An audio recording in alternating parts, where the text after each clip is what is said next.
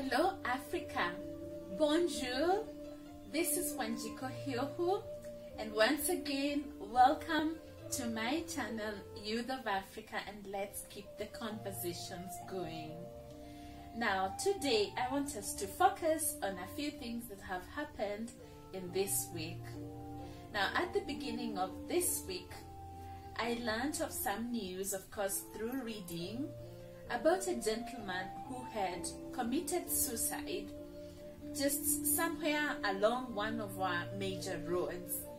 And I thought about him and I thought, oh my God, this is one of the many youths of Africa. What exactly could have happened? What could have resulted to him committing suicide? Because he had hanged himself on a tree, you know, those trees that are planted along the roads.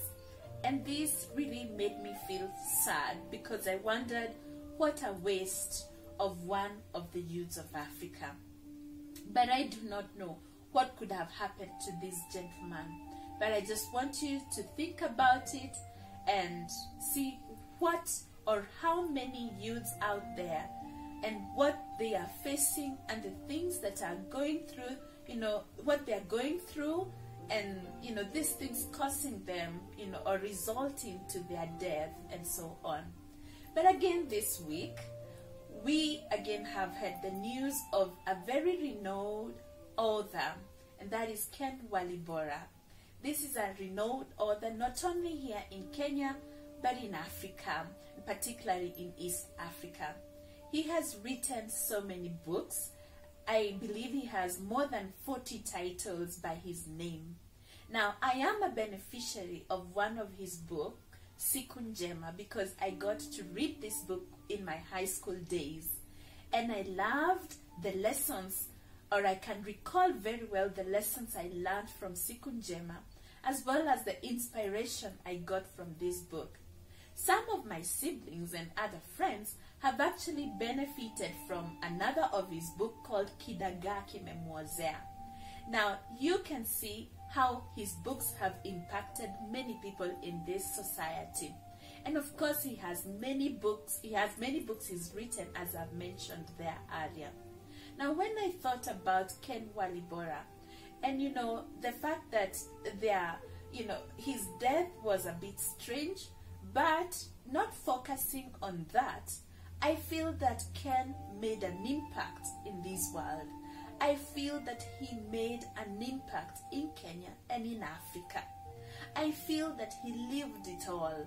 And I feel this, that Ken, with all the dreams he could have had, perhaps most of his dreams were achieved through the writing of his books, the places that he traveled, and the people that he interacted with. Actually, based on his years as he was passing away, I feel that he wrote his book Siku Njema while he was around 31 years old. And this is what we are talking about, the youth of Africa. You know, people who are strong and have got innovative ideas. They are creative and they can do big things to change this world. And when he wrote his book, and of course all the ideas that he passed on in his books, you know, you can feel that he made a great impact. And I feel from him, we as the youth of Africa, we can learn a lot. We can decide to start doing something while we are in our 20s or in our 30s or even in our 40s. If he began writing his books when he was 30, then that tells you that it is not late for you to stand out and write a book that you have always been aspiring to write. It is not late for you to start a business or to start, you know, writing a business plan. And once coronavirus is over, then you can quickly begin your business. Or it's not late for you to even come up with something that you've always wanted to do. Therefore, I will end by leaving us with those thoughts of the late Ken Walibora and what he has impacted you as an individual. What have you learned from him in the years he has been alive?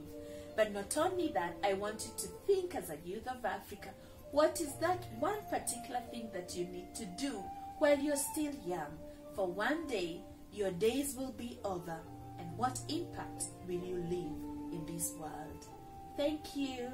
See you next time.